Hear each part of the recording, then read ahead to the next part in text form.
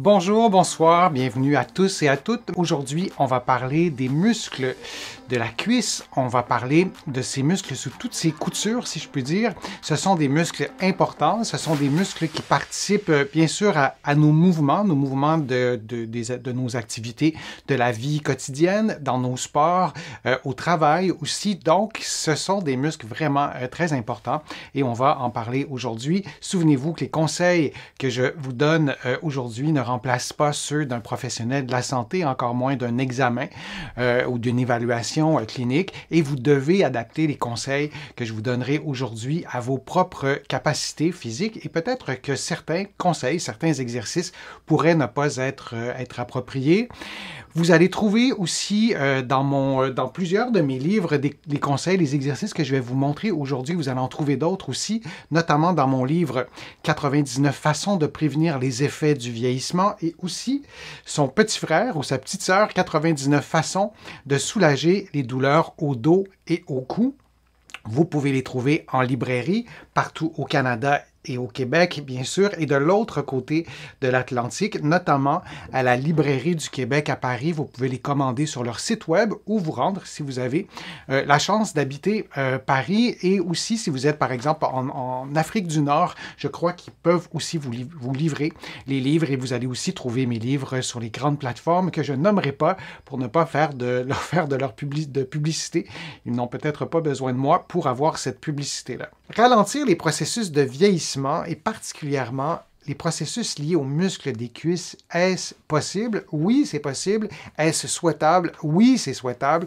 Ce sont des muscles, et que vous ayez 20 ans, 40 ans, 60 ou 80, qui, un jour ou l'autre, vont vous permettre de garder votre autonomie, de pratiquer vos activités sportives, de maintenir vos performances sportives le plus longtemps possible aussi. Ce sont des muscles majeurs et qui, en se contractant, participent à votre santé métabolique. Ces muscles consomment beaucoup d'oxygène, activent votre capacité cardiovasculaire, et là, la liste est vraiment très, très longue. Oui, c'est important de prévenir les effets du vieillissement de vos muscles, et je vous présente quelques points très succinctement d'une certaine façon, parce que mon but, c'est de peut-être vous sensibiliser, vous donner des trucs, des conseils pour prendre soin de vos muscles. Par exemple, quand on pense aux stéréotypes qui sont associés au vieillissement, je vous montre cette photo-là qui s'en vient dans quelques instants. Quand on pense aux stéréotypes, on pense lié au vieillissement, on se dit que quand on aura 50, 70, 80, on ne pourra plus sauter comme ça, on ne pourra plus danser peut-être comme ça. Et moi, ça me choque, ça me rend un peu... ça me confronte, en fait, et souvent on me le dit, hein, vous êtes vraiment des centaines et des centaines par semaine à commenter mes vidéos, et c'est un commentaire qui revient dans les fils de discussion de mes vidéos qui sont associés au vieillissement. Et on me dit souvent, à partir de 50, 60, 80, on ne peut plus sauter, c'est normal, il ne faut pas mettre des lunettes roses. Non, c'est faux, on doit maintenir ces capacités-là pour plusieurs d'entre nous. Parfois, on a des processus de vieillissement et des processus pathologiques aussi qui nous empêchent de le faire, mais on ne doit pas se résigner, on peut sauter. Et si on est incapable, est-ce que c'est vraiment à cause des processus de vieillissement? Et ça, on ne le dit pas souvent suffisamment. Et c'est souvent à cause de ce que vous voyez en ce moment à l'écran, de la sédentarité. La vie est organisée pour qu'on soit toujours assis. Et souvent, quand on est assis, c'est devant un écran. Vraiment, ces effets sur la santé de vos quadriceps, de vos ischio-jambiers, des muscles des cuisses, c'est souvent le problème. Et la sédentarité, et cette faiblesse est associée par l'inactivité qui dure des heures et des heures et des heures pendant nos vies. Donc peut-être en étant moins sédentaire, en étant moins en position assise, et aussi en étant plus actif physiquement, en bougeant davantage, parfois on stimule cette force-là, et c'est faux de dire que en vieillissant, on perd de la force, on ne pourra plus sauter, on ne pourra plus courir, et éventuellement, on sera en situation de fragilité et on aura de la difficulté à faire nos activités physiques de base. Et tout ça, parfois, provient davantage de la sédentarité que du simple fait du vieillissement. On est rempli de stéréotypes. Moi, des illustrations comme ça me choque toujours aussi. Où c'est écrit à quel endroit c'est écrit qu'à partir de, je sais pas moi, 70-80, on doit avoir une canne, un déambulateur ou une marchette et aller en chaise roulante, comme si c'était la progression normale, et d'intégrer tout ça, de normaliser cette évolution-là, ben, c'est un problème en soi, et ça nous conditionne presque à laisser tomber nos capacités physiques si importantes, notamment la force des cuisses, la force des muscles qui sont devant les quadriceps et les muscles qui sont derrière les ischio-jambiers. Et ces stéréotypes, et notamment celui-là, que le vieillissement vient avec une canne, un déambulateur, une marchette, puis ensuite on est grabataire, c'est faux.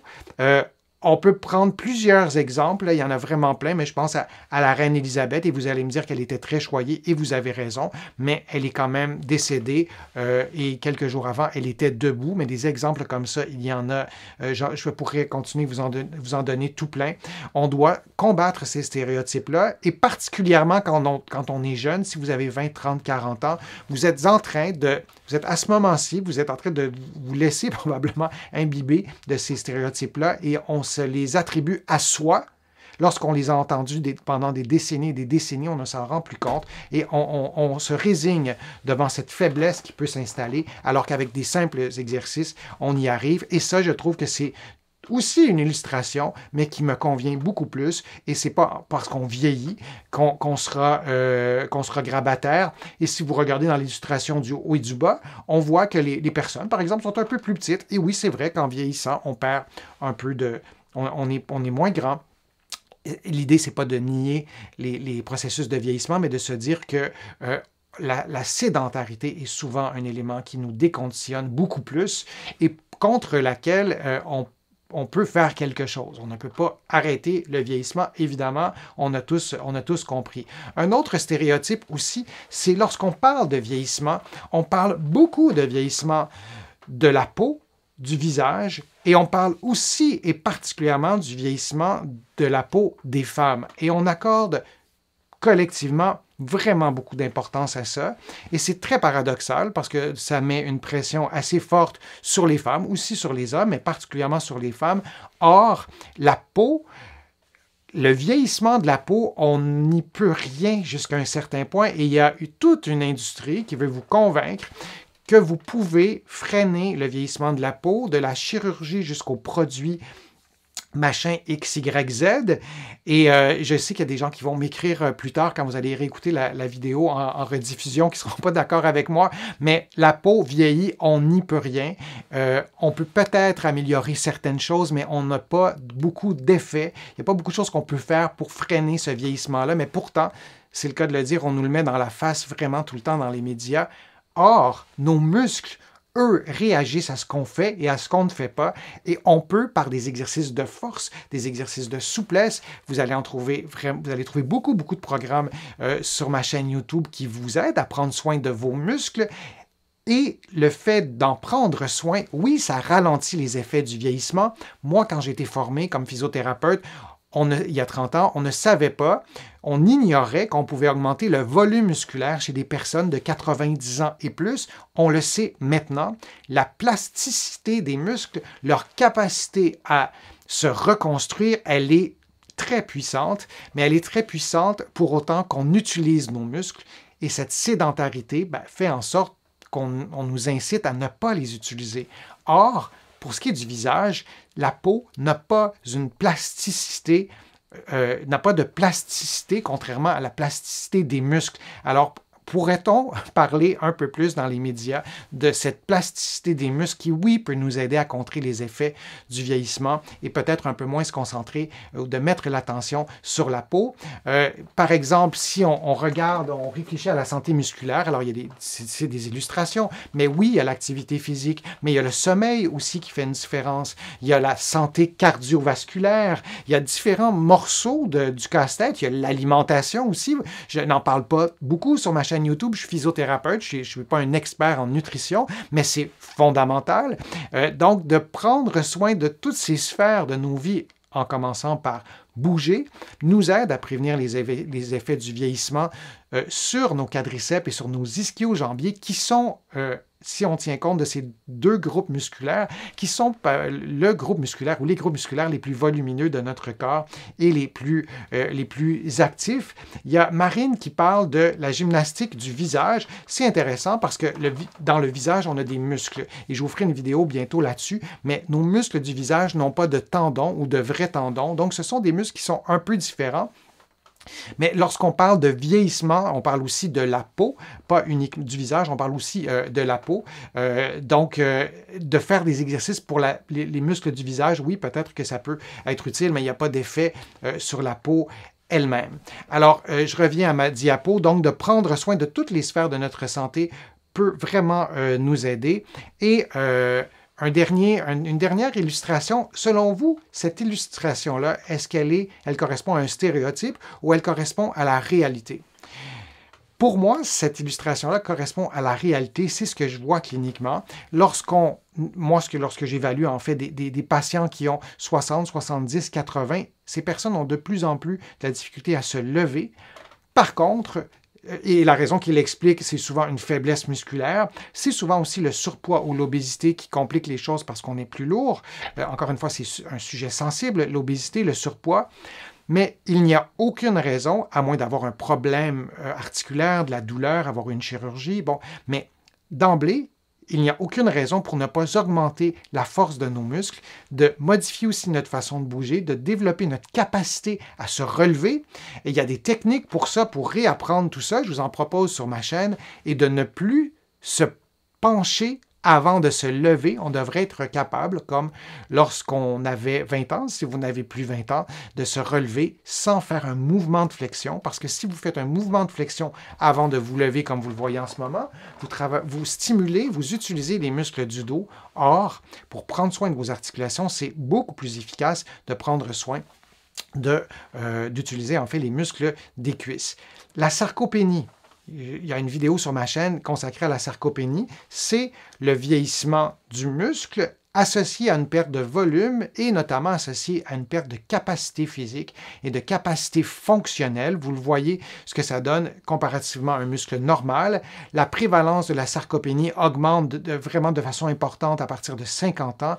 Elle peut être contrée, cette sarcopénie, cette fonte musculaire associée à une perte de capacité physique, en faisant des activités, monter les escaliers, courir, marcher, sauter, etc. Ou des exercices de force pour les quadriceps, pour les ischio-jambiers, et ce sont des muscles qui sont particulièrement concernés par la sarcopénie, qui est liée à l'avancée en âge. Et donc, c'est intéressant de le savoir le plus tôt possible pour prendre soin de nos muscles. Vous voyez une autre illustration à 30 ans, à 50 ans, à 80 ans. Et la sarcopénie ne commence pas à 50 ans.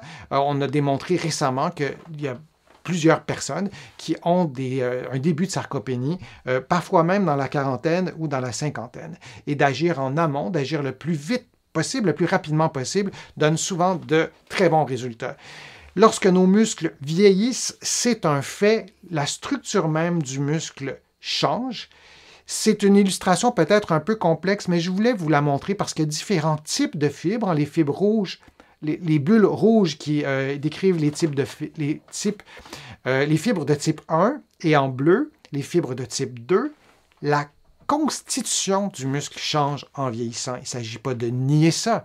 On a moins de certaines fibres et on en a plus d'autres. Il y a plus de gras dans le muscle. Les branchements entre le muscle et le système nerveux sont différents. Donc, tout ça change. Je me répète, mais l'idée, c'est pas de nier tout ça, mais on sait, et tant mieux, que la plasticité de vos muscles, et notamment celle de vos quadriceps et de vos ischio-jambiers, peut pallier ces modifications physiologiques de vos muscles. Et l'idée, c'est de maintenir un niveau de force suffisant, un niveau d'endurance suffisant, un niveau de puissance suffisant pour faire vos activités de la vie de tous les jours, vos activités sportives. Je parlais avec une amie récemment qui a 65 ans et elle n'en peut plus. Elle fait de la course à pied, elle court plusieurs kilomètres par semaine. Elle doit courir un 20-30 km par semaine. Et elle n'en peut plus de ce qu'on la voit comme une extraterrestre, comme quelqu'un qui est exceptionnel et qui a des capacités très, très, très, très, très rares, parce que c'est comme ça qu'on l'aperçoit. Elle a 65 ans. Mais au fait, elle a toujours couru, elle a toujours maintenu ses capacités physiques et elle a juste un corps normal. Alors tout ça, c'est normal, c'est possible de le faire, même si la structure, comme vous le voyez en ce moment à l'écran, de nos muscles change, c'est physiologique, c'est normal, mais la sédentarité a encore plus d'effet sur nos muscles que les processus de vieillissement eux-mêmes. Alors je reviens avec cette illustration-là, de faire des exercices, c'est à mon sens essentiel, à moins d'avoir un niveau d'activité physique très élevé. Souvent, lorsqu'on est plus âgé, on va peut-être être à la retraite, on va avoir des activités sociales différentes, et tout ça fait en sorte qu'on aura moins d'activité physique que lorsqu'on avait 20 ou 25 ans. C'est souvent une question d'organisation de la société. Donc oui, de faire des exercices physiques si nos activités physiques ne sont pas à un niveau suffisamment élevé, mais aussi, comme vous le voyez à l'écran, de prendre soin de son sommeil, de prendre soin de ses fonctions cognitives, de notre vie sociale. Vous voyez dans une petite bulle, il y a deux personnes qui se parlent. Cette vie sociale-là, elle est essentielle à la santé de nos muscles. C'est étroitement lié, notamment pour des raisons d'activité, parce que ça nous fait bouger. Si vous voulez aider une personne à prendre soin de sa santé et même de sa santé de ses muscles, de l'aider à avoir une vie sociale plus normale, entre guillemets, ou plus équilibrée, de l'aider peut-être à se déplacer dans certains contextes pour rencontrer d'autres personnes, pour améliorer sa motivation à bouger. Donc, la vie sociale, il ne faut pas minimiser. La méditation, la détente et l'alimentation, bien sûr, c'est absolument fondamental. Comme je vous l'ai dit, je suis physiothérapeute ou kinésithérapeute. Je ne vous parle pas si souvent d'alimentation, mais c'est un élément qui est vraiment, vraiment important.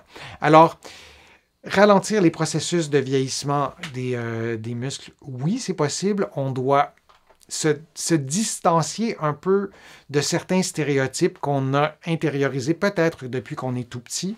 On a gagné collectivement en espérance de vie en 100 ans. On a gagné 30 ans. Il y a une centaine d'années, l'espérance de vie, c'était plus ou moins 50 ans. On est maintenant à plus ou moins 80 selon les pays où on habite. Donc, on doit revoir tout ça et se souvenir que ces muscles si importants, les quadriceps et les ischio-jambiers, ce sont des muscles qui nous garantissent en quelque sorte une meilleure qualité de vie et d'en prendre soin le plus tôt possible, bien qu'il ne soit jamais trop tard pour le faire, peut changer notre vie et changer notre qualité de vie, comme je le disais. Alors, peut-être commencer aujourd'hui. Je vous lance ça comme idée. Allez voir sur ma chaîne, il y a beaucoup d'exercices que vous pouvez faire ou augmenter votre niveau d'activité physique aussi pour faire travailler ces muscles-là. Je vous remercie d'avoir été là. Je vous remercie d'avoir posé vos questions. J'espère que les contenus que je vous ai présentés vous ont été utiles, qu'ils vous aideront à prendre soin des muscles de vos cuisses, ces muscles qui sont si importants. Je vous invite à visiter mon site web, le www.denisfortier.ca. Vous allez pouvoir y faire aussi une contribution. Je vous remercie chaque fois et considérez vraiment ces remerciements comme personnels. Vos contributions me permettent de continuer à produire des contenus, c'est aussi simple que ça. Vous pouvez le faire, comme je vous le dis, sur mon site web. Vous pouvez le faire aussi sur YouTube en cliquant sur le petit cœur où c'est écrit « Merci ». Vous allez pouvoir, après avoir cliqué là-dessus, vous allez pouvoir faire une contribution. Vous allez trouver aussi beaucoup d'informations dans mes livres que vous allez trouver partout sur le web, aussi en librairie, ici au Canada, et aussi de l'autre côté de l'Atlantique. Vous allez les trouver dans des grandes chaînes pour certains de mes livres, sinon à la Librairie du Québec à Paris, en personne, mais vous pouvez aussi les commander sur leur site web. Et si vous êtes ailleurs qu'en France, ils font la livraison en Europe et une partie de l'Afrique du Nord, si je ne me trompe pas. Alors, merci d'avoir été là et on se revoit pour un prochain direct, pour une prochaine vidéo et à bientôt.